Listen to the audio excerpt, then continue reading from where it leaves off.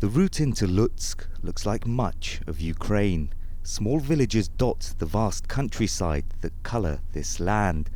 Armed checkpoint after checkpoint, we make our way into the fortified city, where filming can be risky. In a location we've chosen not to identify, these young Ukrainians are preparing for what feels inevitable here. Facing the might of Russia, they're preparing a weapon they've mastered. Due to the polystyrene, the Molotov cocktails can even hold back a tank for a while in case it threatens peaceful people. It helps it stick to targets. Right now there are lots of manuals and pictures on the internet showing how to use them. Do you think this is going to be enough to hold off any Russian or Belarusian invasion even? No, I don't think it's going to be enough. As far as warfare goes, this is as basic as it gets. The one thing that really strikes you here is the stench of petrol, which is quite simply overwhelming. The military here is also on high alert. Near the city centre, we get a tour of a bunker, a relic from Ukraine's Soviet past.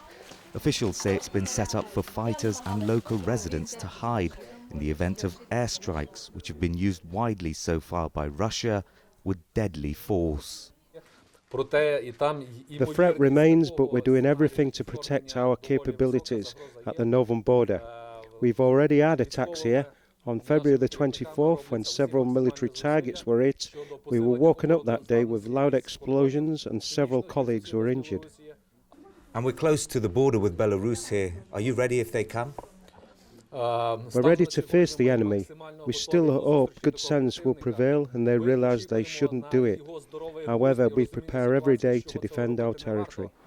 Despite Russian attacks being launched from its territory, Belarus's leader says his country has no plans to enter the war, a message offering little reassurance on the streets.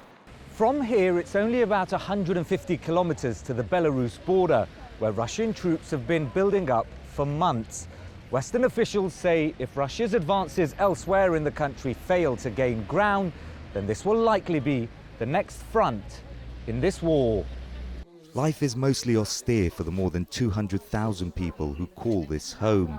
Men, women and children who must simply watch on. For now, relative peace hangs over Lutsk, but if the war widens, residents here could find themselves firmly in the firing line.